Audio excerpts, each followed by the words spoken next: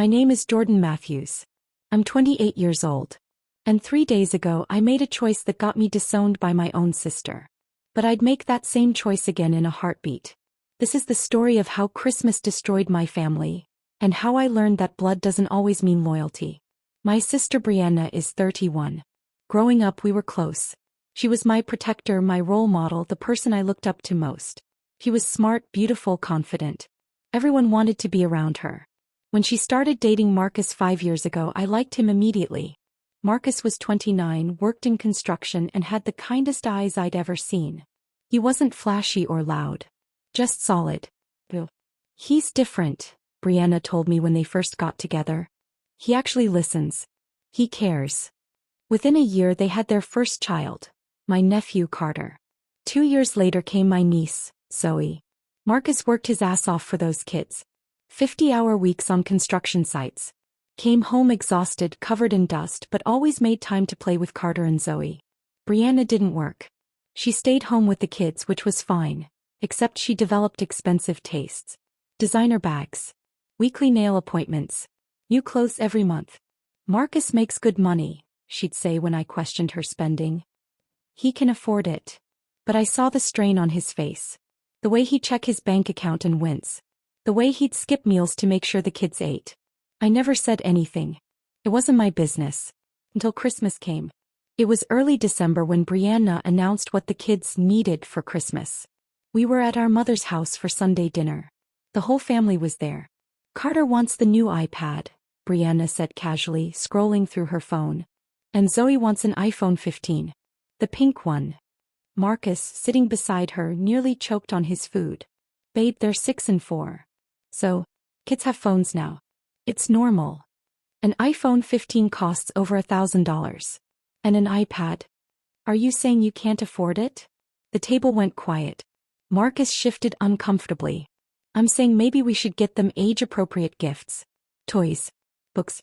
Things they'll actually use. Brianna's eyes went cold. My kids deserve the best. If you can't provide that, maybe you need to work harder. Brianna, our mother said gently. That's not fair. Stay out of this, Mama. Marcus didn't argue. He just nodded quietly and kept eating. I felt bad for him. But I didn't say anything. I should have. Christmas Eve, Marcus showed up at Brianna's apartment with bags from Walmart and Target.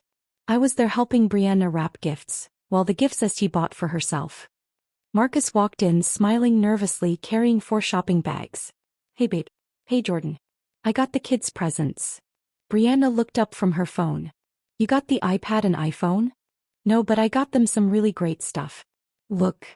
He pulled out a toy truck for Carter. A dollhouse for Zoe. Art supplies. Books. Stuffed animals. All thoughtful. All age-appropriate. All things the kids would love. Brianna stared at the gifts like they were garbage. Are you serious right now? Marcus's smile faded. What? This is what you got them. Walmart toys. Babe, these are good toys. Carter loves trucks and Zoe's been asking for a dollhouse. That's where broke people shop, Marcus. Her voice was loud. Harsh. Walmart and Target. You really thought I'd let my kids open presents from there? Brianna. She laughed. Actually laughed in his face. Take that shit back. Marcus stood frozen, the bag still in his hands. I worked 3 jobs this month to afford.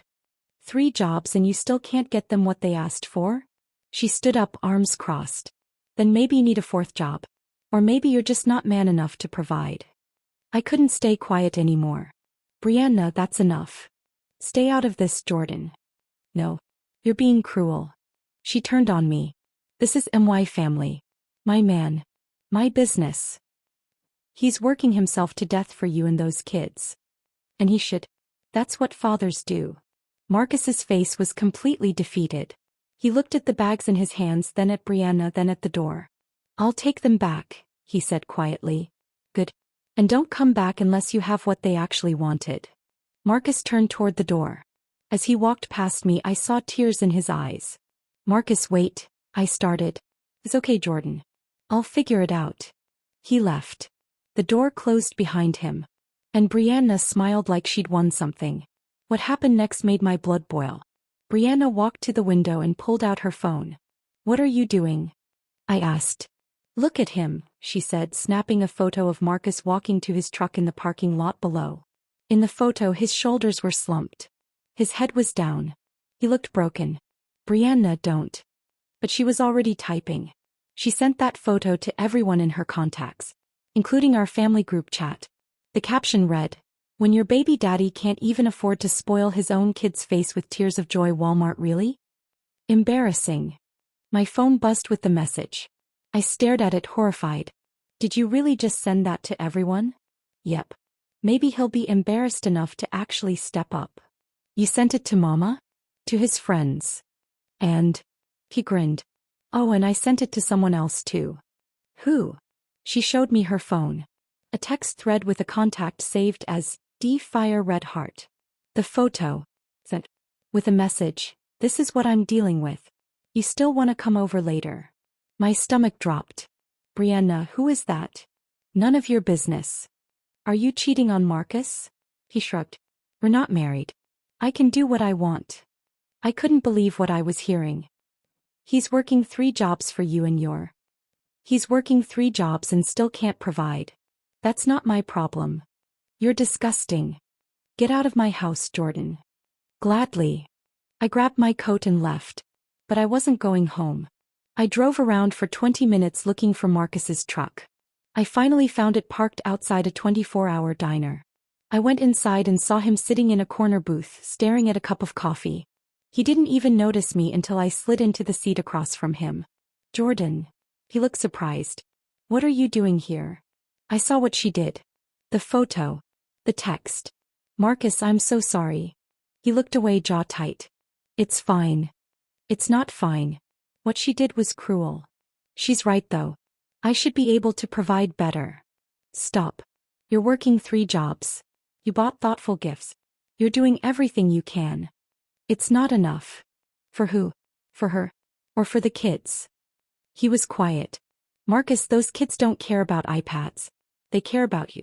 About spending time with you. About you being their dad.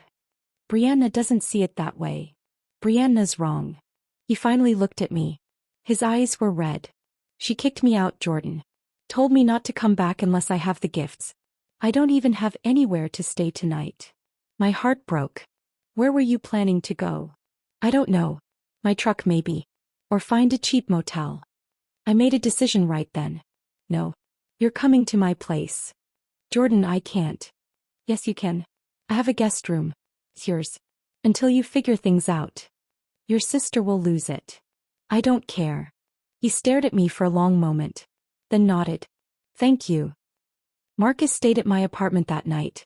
The next morning, Christmas Day, my phone started blowing up. Where the fuck is Marcus?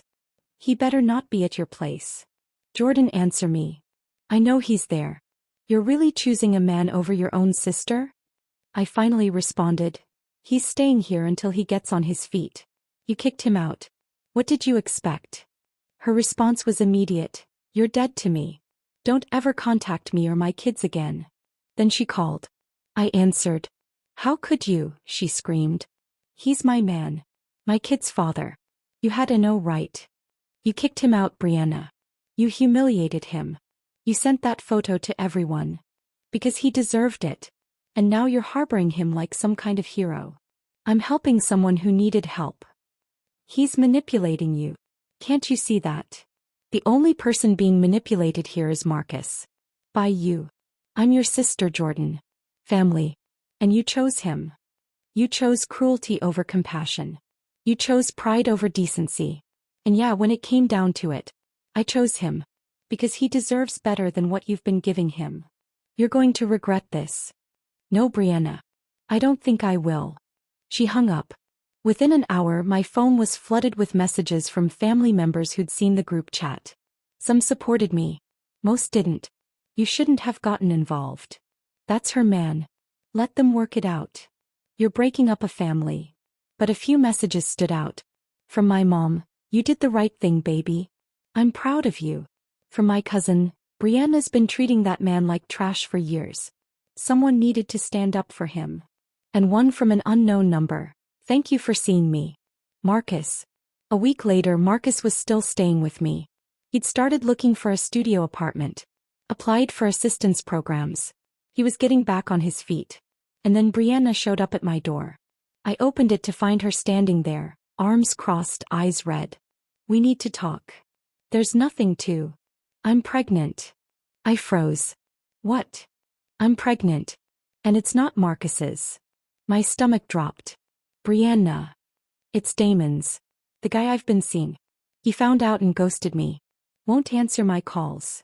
He started crying. And now Marcus won't come back. And everyone thinks I'm a monster. You are acting like a monster. I know. She collapsed against my doorframe. I know, okay? I was horrible to him. I wanted more. I wanted the life I see on Instagram. And Marcus couldn't give me that. Because that life isn't real, Brianna. It's filters and debt and fake smiles. I know that now. So what do you want from me? I want you to tell Marcus I'm sorry. That I was wrong. She trailed off. That I don't deserve him but I need him. No. She looked up. What? I'm not your messenger. If you want to apologize, do it yourself. But Brianna, you can't just apologize and expect him to come running back. He's the father of my kids. And you treated him like garbage. You humiliated him. You kicked him out on Christmas. You cheated on him and got pregnant by another man. I shook my head. You don't get to decide when he forgives you. Tears streamed down her face. I made a mistake. You made 100 mistakes. And Marcus deserves better than being your backup plan. She stared at me, then turned and left without another word. That night I told Marcus about Brianna's visit. He sat on my couch processing. She's pregnant, he repeated. Yeah. And it's not mine. No. He was quiet for a long time. Then he said something that surprised me. I still love her. My heart sank. Marcus. Not because she deserves it, but because I loved the person she used to be. Before she became this. So what are you going to do? I don't know. Part of me wants to go back. For Carter and Zoe. They need stability. But I can't keep letting her destroy me. I've given everything. And it's never enough. He looked at me. You were the first person to see that. To actually stand up for me. You deserved someone to. Thank you, Jordan. For everything. Marcus didn't go back to Brianna. Instead, he fought for joint custody of Carter and Zoe. Got a lawyer. Documented everything. The court granted him 50-50 custody.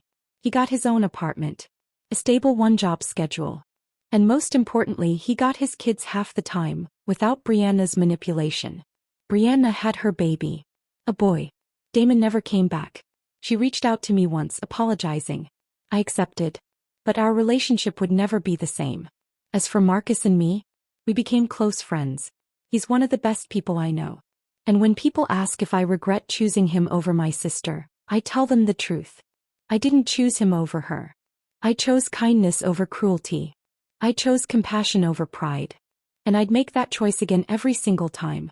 Family is important. But family doesn't give you the right to be cruel. Blood doesn't mean you get to treat people like they're disposable. And sometimes, the most family thing you can do is stand up for what's right, even when it costs you relationships. Marcus taught me that being a good person isn't about how much money you make or what gifts you can buy. It's about showing up, trying your best, treating people with dignity. And if that makes me sisterless, then I'm okay with that. Because I'd rather stand alone with my integrity than stand with family who's lost theirs. Thank you for watching to the end. Hope to see you on our next video. Please like, share and subscribe to our YouTube channel. Lots of love.